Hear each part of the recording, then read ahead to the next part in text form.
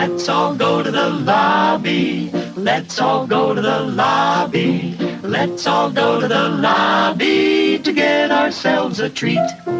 Delicious things to eat. The popcorn can't be beat. The sparkling drinks are just dandy. The chocolate bars and the candy. So let's all go to the lobby to get ourselves a treat. Let's all go to the lobby to get ourselves a treat. Hello, ladies and gentlemen, boys and girls. Welcome to the Drive-In Review. I'm Duke. And I'm Corey. And this is our talk show. Our damn podcast.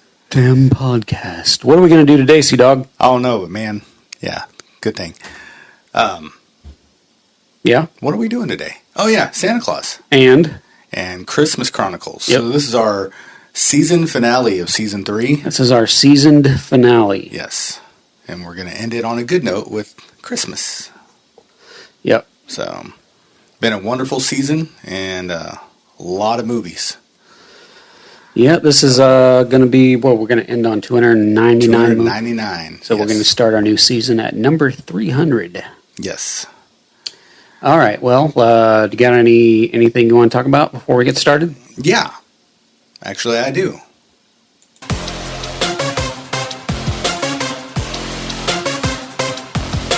And now it's time for movie news!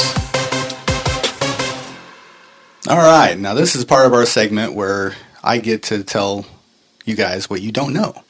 Oh. So, since this is a Christmas-themed episode, I heard that we're getting another Christmas movie, another Santa Claus next year, 2025, coming from Amazon MGM Studios. Okay. Arnold Schwarzenegger is putting on the red suit. Okay. The title is called The Man with the Bag. Well, hopefully it's good because he hasn't put out anything worth a damn in a while. I hope so. I mean, Jingle All the Way was great, so Yeah. I think that was his last holiday film that he did. Mm-hmm. So I think he did well in it. So, and he's 77, so he's getting up there. He's Right. not going to be doing much more. Yeah. So, but yeah, we got that coming up, and then Jack Black and Paul Rudd have just announced that in Christmas Day, 2025, is going to have an Anaconda reboot. Anaconda reboot. I just randomly picked a button. Sorry. That's okay. No, crickets. No, because, yeah, I like the first one. I don't know about... Jack Black might make it interesting, but... Yeah. So, We'll see. Yeah. He's real hit and miss, man. Right. David Harbaugh. Hardball? Hardball? Hardball. David Harbour? David Harbour. He plays hardball. I'm game. Yeah. He did confirm that Violent Night 2 is happening, and we will see it next year. Yeah. We also got a 28 Years Later coming out next year. Yeah, 2025 is going to be a big year for movies. We got a new Jurassic World with Scarlett Johansson coming out in next summer, and what else? It's called Jurassic World Rebirth. Found Footage. Right. Supposedly there's going to be 4 new films for Jurassic World. Oh. With Scarlett Johansson. Jurassic Planet. If they do well. Okay. Speaking of 4, that's another movie news. So Sonic the Hedgehog Part 3 just came out this weekend. They've already announced Sonic the Hedgehog 4. Pending that this movie does well, which it has. It totally just blew the box office this weekend. Did it? Yes. So, and I think it's slotted for May of 2027. Okay. So, we got a while. Okay. But yeah. So, hopefully Jim Carrey will still do Dr. Robotnik. I don't think there could be anybody else that could play him. I haven't seen any of them. You should. They're really good. Okay. So, I'll get right on that. Okay. I will tape your eyes open and torture you with Sonic and Super Mario from 93. Okay. We'll start with that one. Instead of violence and pornography, it'll be Sonic the Hedgehog. Yeah, right? it'll be kid and family movies. Okay. I'll just torture you with Disney. Yes. Torture is the key word. Right. I don't dislike Disney movies. No. I tease you about it. Yeah. So, yeah, that's all I've got for movie news. Okay.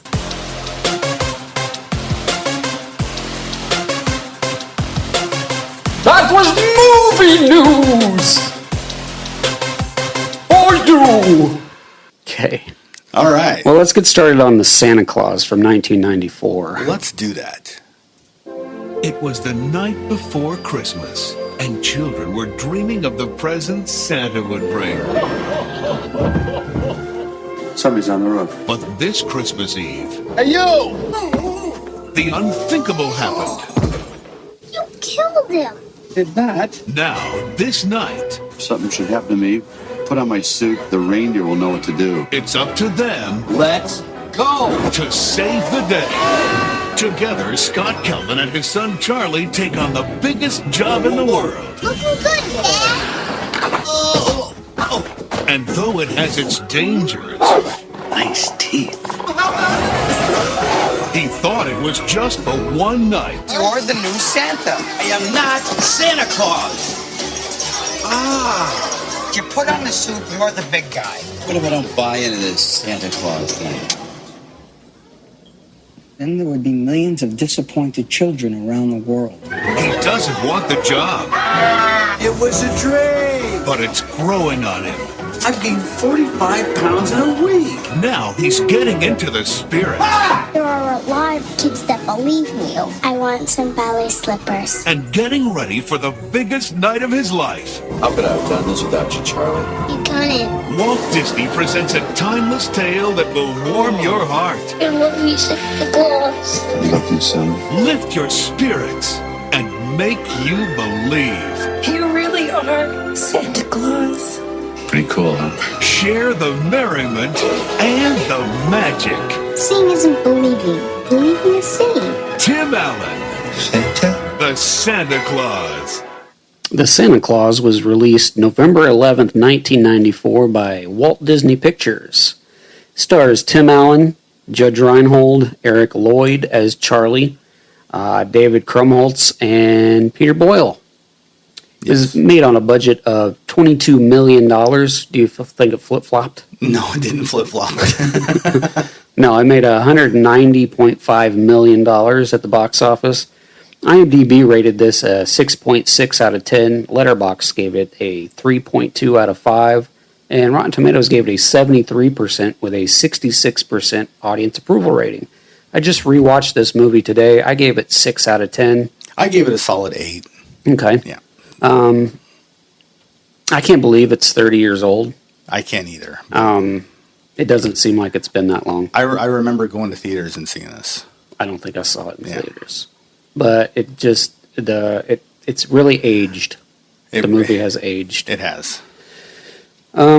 This movie was shot in Toronto, Canada, between April and July of 1994. You know, Christmas movie shot in spring.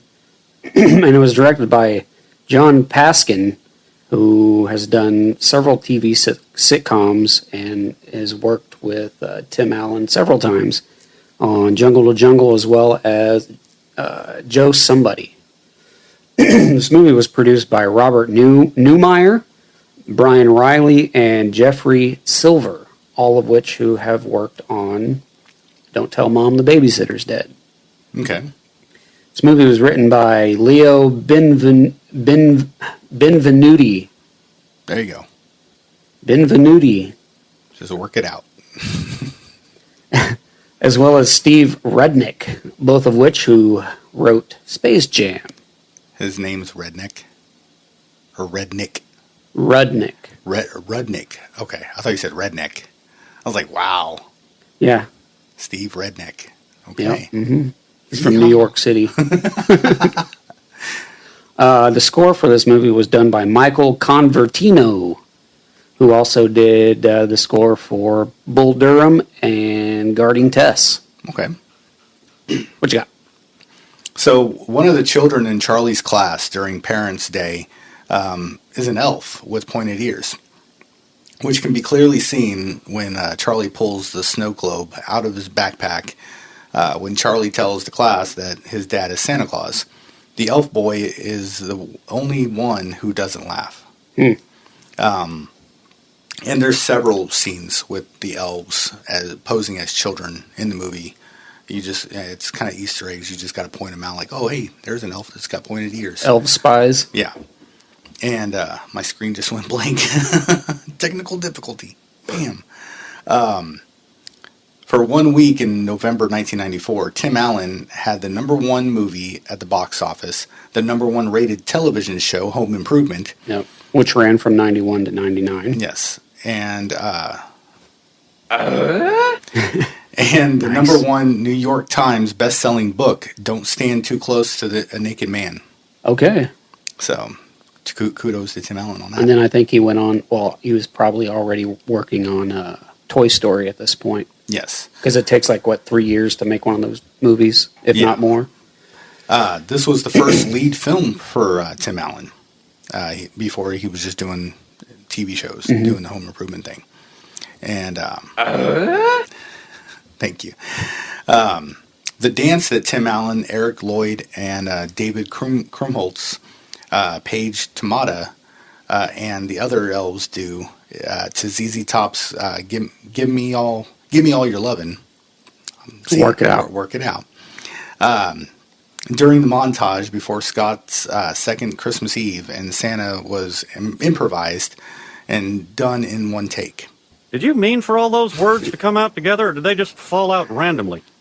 The director just kept it rolling when it did that, so yeah, they improvised on that shot. Okay. There are several portraits of presumably past Santas on the wall of Santa's bedroom. This shows that this is not the first time that the reins have changed hands, confirming the film's main plot point. Mm-hmm. The role of Scott Calvin was written with Bill Murray in mind. Interesting. After reading the script and being offered the lead role, Murray declined, saying he didn't think it suited his humor. Okay. And also, Tom Hanks, Tom Selleck, and Kurt Russell were also considered. Okay. So, on older releases of the film, Tim Allen made a sarcastic remark in the movie, which included the line 1-800-SPANK-ME. During the film's release, a woman from near Cleveland, Ohio, called the supposedly fictional number for her curious grandchildren.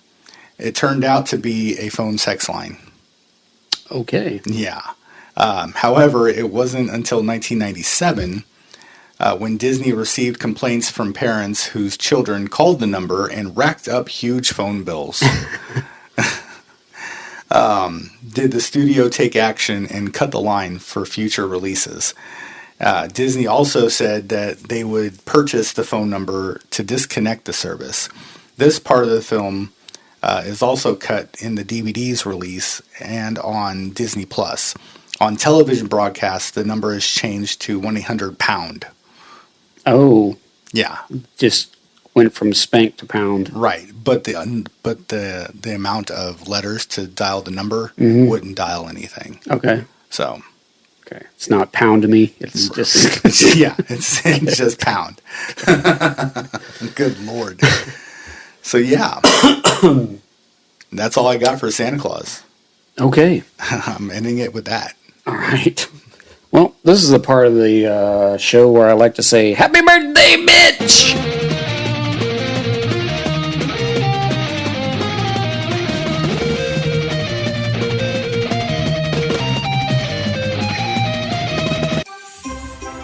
Oh, oh, oh, oh, oh. Every asshole has a birthday, and these are these assholes' birthdays. Ray Romano will be 67.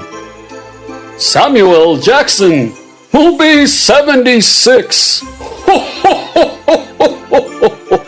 Kiefer Sutherland will be 58. On December 22nd, we have Ralph Fiennes. He's 62, folks. Hector Elizondo is 88. On December 23rd, it's Corey Haim's birthday. He would have been 54. Harry Shearer is 81.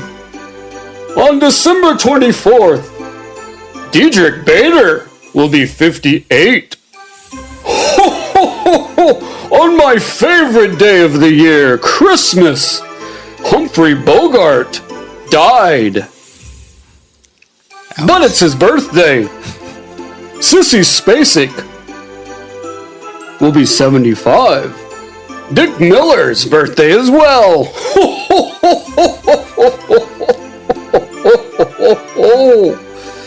Rod Serling as well as Dean Cameron, 62. On December 26th, Jared Leto will be 53, and Steve Allen would have been 103. On December 27th, we have John Amos, who lost this year. Barbara Crampton will be 66. And the wonderful Heather O'Rourke would have been 49. Merry Christmas, folks!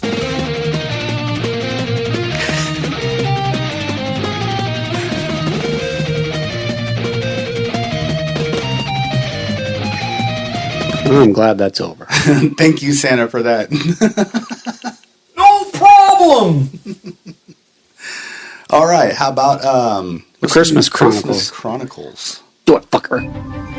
Dear Santa, this is Kate Pierce. I've been really good this year. I do say bad words every now and then, but that's only when my brother Teddy makes fun of me and I lose my temper. Let go, you're gonna break it! Who cares? This camera's like 20 years old. I have to work. It's Christmas Eve. You're gonna stay home with your sister. We should make a video. Maybe we could get a shot of Santa Claus. You really have no clue, do you? Nobody's ever seen Santa Claus. Tell me you're getting this. Do you realize how big of a deal this is? We need to get a closer look. You crazy? Doc! Can he see us? I don't think so. Hot Cupid! Hot Comet! Hold on to something! Santa Claus? Live and in person. One night only. Can you go ho ho ho? I don't go ho ho ho. That's a myth. Christmas spirit's down 35%. Half the planet's not going to get toys. So if you brats don't get presents, it's not the end of the world. People need Christmas to remind themselves of how good they can be. Wendy, you got so big. Excuse me? You know what I mean? Grown up big. Now, Wendy, we need a ride. Can you call an Uber? You think I can pay the driver with these? Imagine if we all work together. This just might work. We need to rally the reindeer. Comet? The Comet? And find the elves. I think I'm in the North Pole. Sleigh's busted. Can you guys fix it? Maybe we can still save Christmas. Brace yourself! Show up! Less than an hour before the sun rises. Whoa. Let's get this party started. We have a Grand Theft Auto. Just like Wait for Hannah and Jedi Mind Trick Cop. I'm Santa Claus, Teddy, not Yoda. Okay, that's enough fun for one night. Are you listening? Comet, you can slow down! Come back here!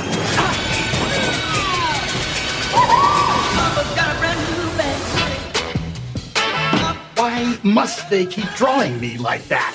Does my butt really look that big to you? Okay. All right, folks. So, the Christmas Chronicles was released November 22nd, 2018 by Netflix. It stars Kurt Russell, Oliver Hudson, Kimberly Williams, and Goldie Hawn. It doesn't have a budget, but I do have the score as 7 out of 10. I got 8 out of 10. No, this is from IMDb. Oh, okay. But yeah, if you want to jump ahead, I do. No, I gave it 7 out of 10 as well. Okay. What did you give it? 8 out of 10. 8 out of 10. Letterboxd gave it 2.9 out of 5, and Rotten Tomatoes gave it a 67% with a 76% audience approval rating. Nice. This was shot also in Toronto, and it was directed by Clay Cadis, who did the blockbuster smash hit, the Angry Birds movie. Wow. Yep. All right. The movie was produced by Michael Barnathan, who also produced such movies as Night at the Museum, Jingle All the Way, Bicentennial Man, and Pixels. Yeah. Pixel? Plural. Is it Pixels? Pixels. Pixels. Yes. Also produced by Chris Columbus, who is a notable producer, director, and writer. Mm-hmm. And since we will be talking about him a little bit more, I want to talk about the movies that he's directed. Okay.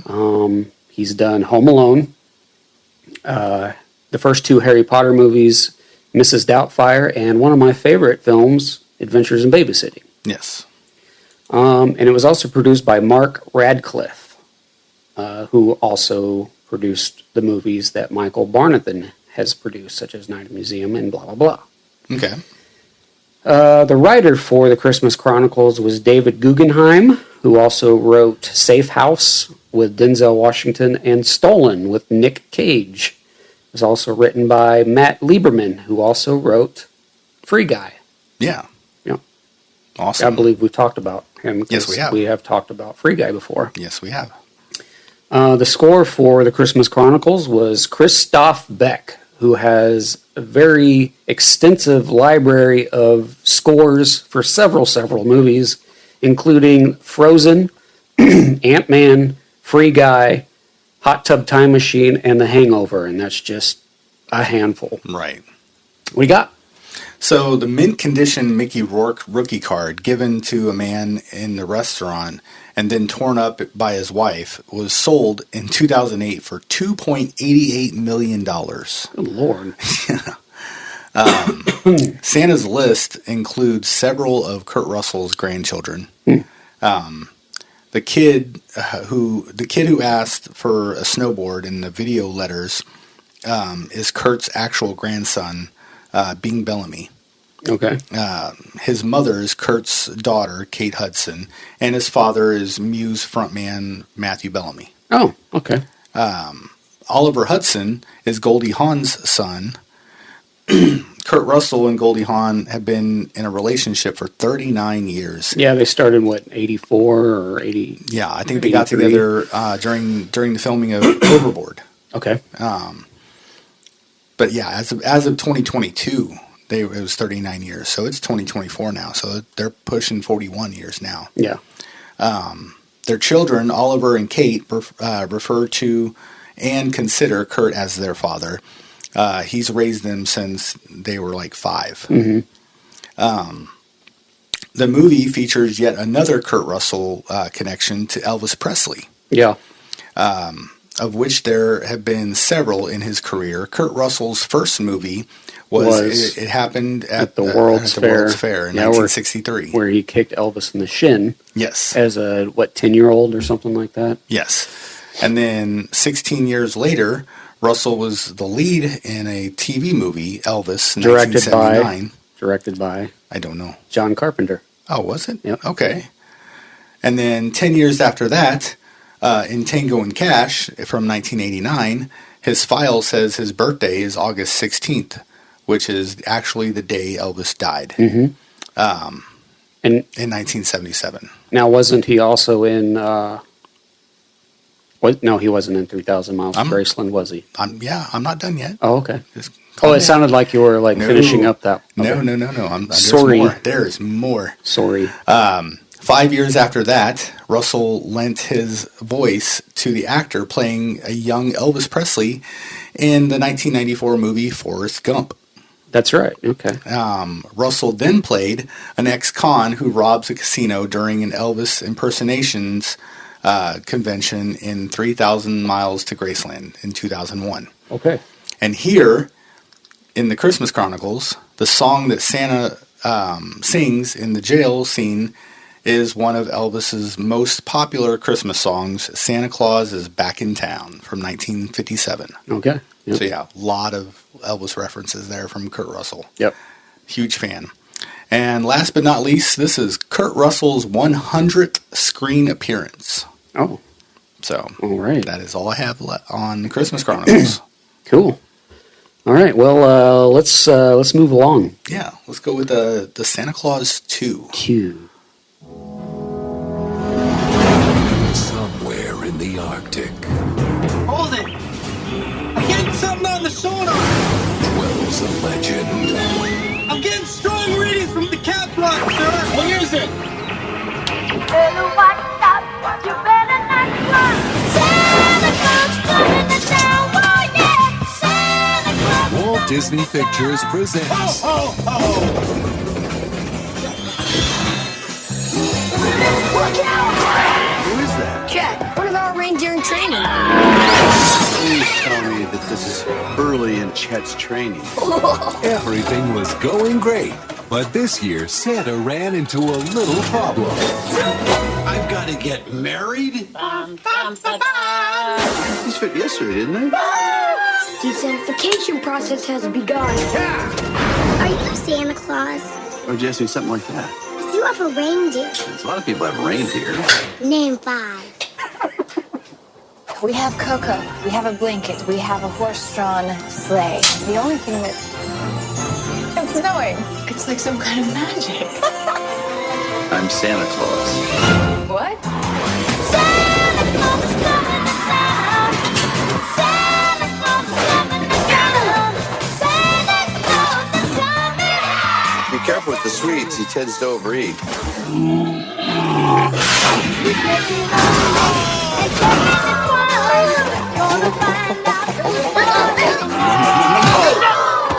That's gonna leave a mark. The Santa Claus 2. Don't be naughty. Share your popcorn. I love little Michael. Little Michael. All right. So the Santa Claus 2 was released November 1st, 2002 by Walt Disney Pictures. It stars Tim Allen, Eric Lloyd, Judge Reinhold, David Krumholtz, Spencer Breslin. Mm-hmm. Know that name? I do. You know the last name? I know the last name. I can't recall. He is Abigail Breslin's little brother. Okay. Also stars Art LaFleur as the Tooth Fairy and Kevin Pollak. Yes. The budget for this film was $65 million. You think it flopped? I'm going to say no. It did not. It made $172.8 million. Wow. IMDb rated this a 5.7 out of 10. Letterboxd gave it a 2.7 out of 5. And Rotten Tomatoes gave it 55%, with a 43% audience approval rating. I gave it 6 out of 10. I gave it the same, 6 out of 10. This is my least favorite of the trilogy. I haven't seen this one in a while, but I got to tell you, the third one is not good. Yeah, no. I don't recommend that one. Right.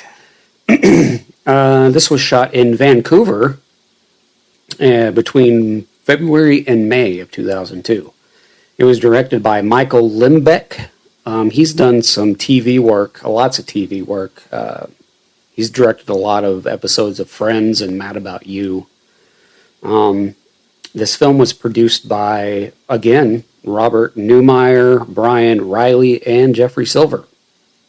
And it was written again by Leo Benvenuti, Steve Rudnick, Don Reimer, Cinco Paul, Ken DeRio, Ed Decter, and John J. Strauss. Okay. All those people wrote this one movie. It's like a 2010s pop song. Right. And the score for this film was done by George S. Clinton, not George Clinton from the P-Funk All-Stars. Okay. That would have been interesting. Yeah. What you got, Sea-Dog? So, Toy Santa's line, you are a sad, strange little man, is also used by Tim Allen as Buzz Lightyear in Toy Story 95. Also, when the toy Santa says, "I think Santa feels a little buzz," is from him being Buzz Lightyear in Toy Story. A lot of Toy Story puns. Okay. Peter Boyle, who played Father Time in this, previously played Mr. Whittle, Calvin's boss. In the first one. Yeah. So it was kind of a weird transition to see him as Father Time. Right. And then he was his boss. So, but you never see him as his boss again. He's always Father Time. Right. So kind of makes you wonder, was he Father Time the whole time? Kind of makes you wonder. A little conspiracy. So let's not do that. Yeah, let's not do that. Early in the movie, when Curtis is rambling on before telling Santa the bad news. He was what? He was rambling on. Oh, I could have sworn you said brambling. No, not brambling. Yeah, as he was rambling on before telling Santa the bad news, the puppets in the room yell, "Get on with it!" This is a classic gag line used in Monty Python and the Holy Grail. Yeah. Back in 1975, when a character goes off on a tangent, they say, "Get on with it." Yeah. That was on, by the way, the other day. I actually watched it. Yeah. Yeah. I haven't seen it. You had never seen it? I've never seen the Holy Grail. Wow. I've seen bits and pieces, like short bits and pieces, and then I always change the channel. But I finally sat down, I committed, and watched the whole thing, and loved it. Yeah. Yeah, that's got to be one of my favorite Monty Python ones. It's so ridiculous. My favorite Monty Python would have to be Meaning of Life, though. Okay. I like that one a lot. All right. Have you watched that one? I haven't seen that one yet. Yeah, check that one out. Yeah. Some classic. I'm starting to get into the Monty Python thing. I do not like Life of Brian. I don't either. Yeah. I've tried a couple times. I can't do it. Yeah, it was dull. Yeah. So. Yeah. Anyways, I agree. Back to Santa Claus. Yeah. The fiberglass. Did you call? You rang? Right. The fiberglass tin soldiers costumes weighed over 40 pounds. And according to the actors who wore them, were uncomfortable and hard to move in. I would imagine. Yeah. 40 pounds of fiberglass. Yeah. Like, that's heavy. And itchy. Right. Now I have cancer. What the hell? Scott Calvin starts talking about cars and engines while talking to Carol Newman. And while walking through the toy shop, Santa picks up and tries on a tool belt. The reference to Tim Taylor, Tim Allen's character on Home Improvement. The last Santa Claus film to feature David Krumholtz as Bernard. He was not in the third one. Okay. This is the longest Santa Claus film. Ever? Yeah, out of the trilogy. Oh, okay. With a runtime of 104 minutes. The first film and the third Santa Claus films only ran 97 minutes. So it's a whole 7 minutes longer. Yeah. More than what we needed. Yeah. And that's all I got. All right.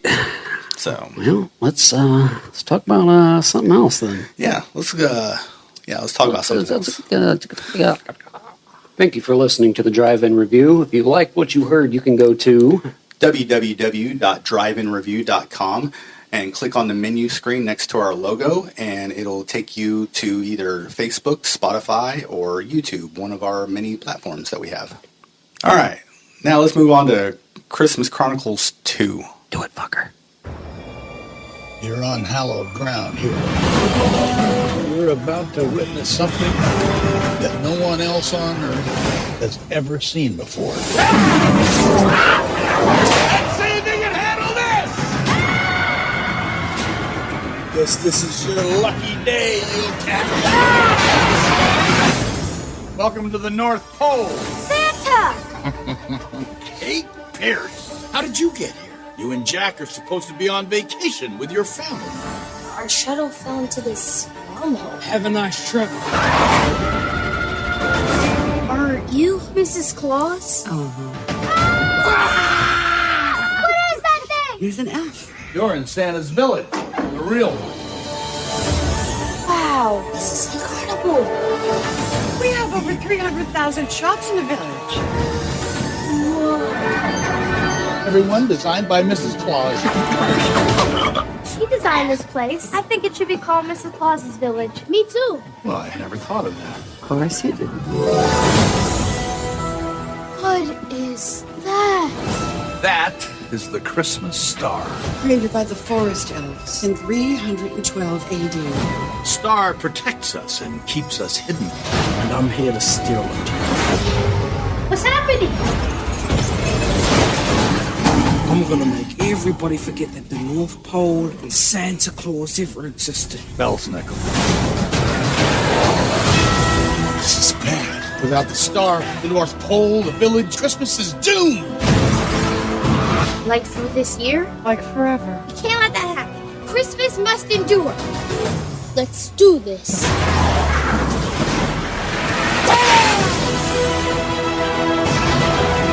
We have to stop him. Hold on tight. This might get a little rough. Isn't it dangerous out there? I'm arming you with these. You're arming me with cookies.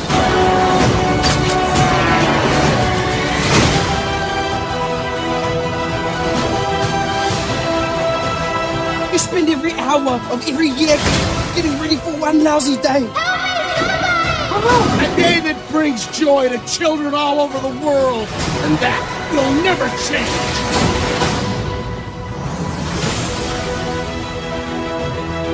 Sometimes I think you actually enjoy these little dangerous escapades. All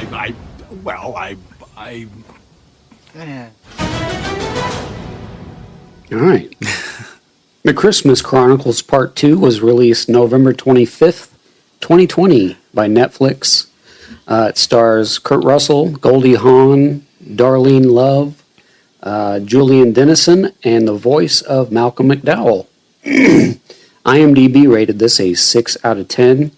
Letterboxd gave it a 2.4 out of 5. And Rotten Tomatoes gave it a 66% with a 44% audience approval rating. I gave it a 5 out of 10. I gave this one an 8 out of 10 also. I liked it just as much as the first one. It was very entertaining. Okay. So, I don't know. It kind of fell flat for me. yeah. I thought it was a little silly, but it's all right. I'm into silly movies, so Okay. it's all good. Right on. That's okay. This was shot in Vancouver as well as Cancun between October of 2019 and February of 2020. And the following month, COVID hit. So do you think Santa Claus had a hand in spreading COVID? Yeah. Millions of people in the world, yeah. You bet it. It was directed by Chris Columbus, produced by Michael Barnathan, Chris Columbus, Mark Radcliffe, and Kurt Russell. And it was written by Matt Lieberman and Chris Columbus. What you got, Sea-Dog? So I don't have a lot of facts on this one, but the airport worker, Grace, is played by Darlene Love. And the score for this movie was also done by Christoph Beck. Okay. Just the same as the first movie. Got you. All right. And then? So yeah, the airport worker Grace is played by Darlene Love, who famously sings Christmas Baby Please Come Home, which is the opening song of Gremlins. Yep. Also written by Chris Columbus. Did you know that Darlene Love was recorded by Phil Spector? And he actually credited that song and several other songs of hers to the Crystals, even though she wasn't part of the band The Crystals. Really? Yeah. Huh, did not know that. So when the Crystals got wind of it and they were on tour, they actually had to play those songs that they didn't actually record because people expected them to do those songs. Wow. Even though they weren't their songs. Yeah, exactly. So that's crazy. A little fun fact there. Stephen Van Zandt, who had a cameo as guitarist Wolfie in the jail scene of the first movie, produced and wrote the song The Spirit of Christmas for this film. Okay. When the power of the star is explained, Santa states that he has been doing this for 1,700 years. He also states that he doesn't age in the village. However, he leaves the village every year for Christmas, assuming he is gone for a complete 24-hour period, multiplied by 1,700 years, would mean that he had aged 4.5 years while delivering gifts to children on Christmas. Okay. So, not too bad. Yeah, not too shabby.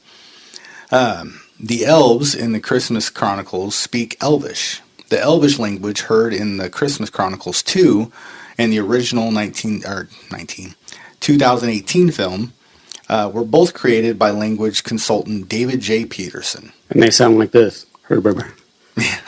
What you got, baby? They don't sound like minions? No, sound like this, man. Oh, okay.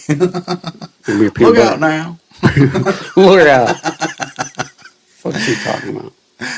And that's all I got. What the fuck was he talking about? Okay. Well, let's move along then. Yes, let's do that. Santa Claus 3, The Escape Clause. The first clause. Killed him. Did not. Change the face of the holidays. It's the Santa Claus. The second clause. Proposed a challenge. I've got to get married? Yes. It's Mrs. Claus. I don't think there's a woman out there that doesn't want a piece of this. This time, Christmas is getting Jack. Jack Frost, you are hereby charged with attempting to upstage Santa Claus in a manner that is both willful and malicious. Excuse me. Did you just accuse me of being skillful and delicious? I'm tired of playing second fiddle. I'm going to be Santa Claus. Jack, you gotta let this go. You get TV specials and the postage stamps and the army of toy-building yes men. What do I get? A few runny noses and some dead citrus. This holiday season, the most powerful clause of all. The escape clause. The escape clause. The escape clause. Will be triggered. Sending everyone back in time. Ho, ho, ho. Somebody's on the roof. Hey, you! That coat belongs to me! And it will knock one Santa out. You hit me with a shovel! And let another slip in. You tricked me! You're not Santa anymore. You're just a guy who smells like a cookie. This is so wrong! On November 3rd, We'll call Christmas Frostmas. the future of the holidays will be at stake. I've done it. What have you done?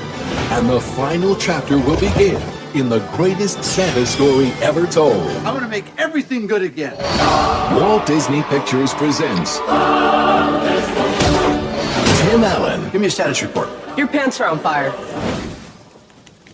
Yes, they are. Martin Short, I'm Jack Frost. Okay, chill. I invented chill. Hey, Mom! Santa Claus 3, The Escape Clause. Ho, ho, ho! So the Santa Claus 3, The Escape Clause was released November 3rd, 2006 by Walt Disney Pictures. It stars Tim Allen, Martin Short, Eric Lloyd, Spencer and Abigail Breslin are in this, as well as Alan Arkin. The budget for this movie was $12 million, and it made $110.7 million. Wow. IMDb rated this a whopping 4.8 out of 10. Letterboxd gave it a 2.3 out of 5, and Rotten Tomatoes gave it 17% with a 39% audience approval rating. Gave it 4 out of 10. I gave it 6 out of 10. Okay. But yeah, this was it was about tied with the second one for me on this one. Yeah. It fell flat. It really did.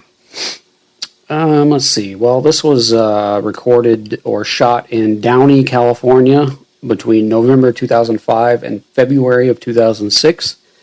Again, it was directed by Michael Lembeck and again produced by Robert Newmeyer, Brian Riley, and Jeffrey Silver. Again, written by Ed Decter and John J. Strauss. Again, the score was done by George S. Clinton. What you got? So, This is, like I said before, this is the only Santa Claus movie where Santa's head elf, Bernard, doesn't make an appearance. David Krumholtz wasn't available since his schedule conflicted with the filming of his TV show Numbers. Because of this, the script was written with the returning character Curtis having taken over the head elf. Okay. Jack Frost's mention of Willkommen Gentlemen is a reference to the Father of the Bride movies, in which Martin Short starred alongside Steve Martin. The hell? Steve Martin. Alongside Steve Martin. Yeah. Martin Short and Steve Martin? Yeah. Okay. Father of the Bride. Yeah. The scrolling ticker sign in the toy factory reads 378 years without an accident. Okay. Which is odd because Santa died? Yeah. So is it 378 years later? Because it can't be, because Charlie's still a teenager. I guess 378 years at the shop. North Pole, yeah. So, Spencer Breslin's sister, Abigail Breslin, appears as Trish. One of the elf students is Mrs. Claus's class. Mm-hmm. Sadly, this is one of the final roles of Peter Boyle before his death in 2006. Okay. And Tim Allen and Martin Short previously starred in Jungle to Jungle. I've never seen that. It's a good one. There are 60 snow globes in Santa's Hall, representing each of the previous individuals to have been Santa Claus.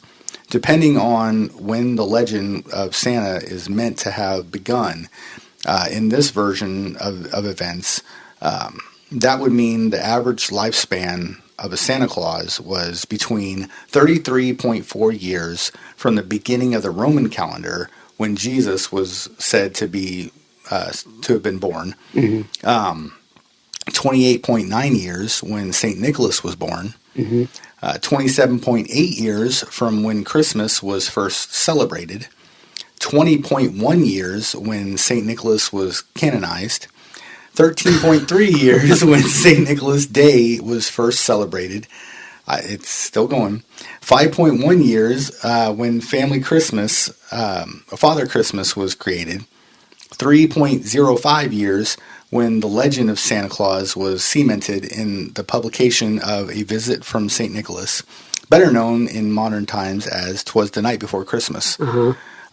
Or 2.53 years when the modern image of Santa was created in Coca-Cola advertisements. Who did this math? I don't know, but somebody had a lot of time on their hands. Yeah. And that is it. I'm ending it with that. Okay. So that's fun. Right. Fun and knowledgeable. Yeah. That we didn't need. Right. All right. Well, thanks for listening to the Drive-In Review. Yeah, that concludes our season 3. Yep. And we will return momentarily with season 4. We got a lot of good stuff coming up. Yep. We'll return with our 300th review. Yes, we will. Let's all go to the lobby. Let's all go to the lobby. Let's all go to the lobby to get ourselves a treat. Delicious things to eat. The popcorn can't be beat. The sparkling drinks are just dandy. The chocolate bars and the candy. So let's all go to the lobby to get ourselves a treat. Let's all go to the lobby to get ourselves a treat. 'Twas the night before Christmas at the Drive-In Review, and not a car engine was stirring. All thoughts were askew. The screens were all prepped with the top of the line. From A Christmas Carol to Gremlins, every one of them so fine.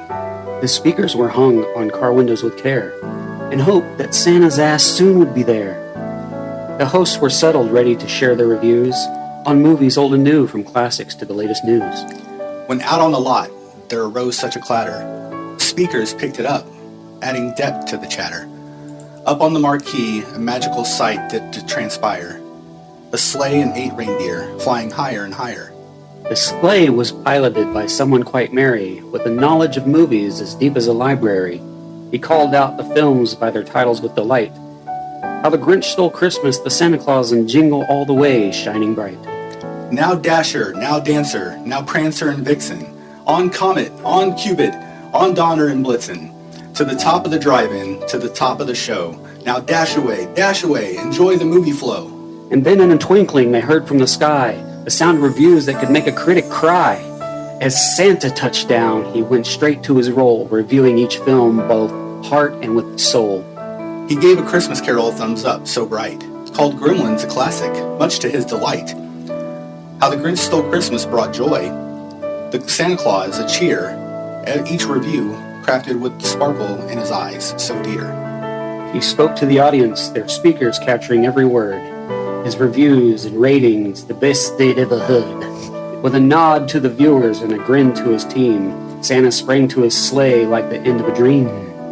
He whistled to his reindeer, and away they all flew, leaving reviews and ratings for all at drive-in review. But they heard him exclaim, as he soared out of sight, "Merry Christmas to all, and to all a good night."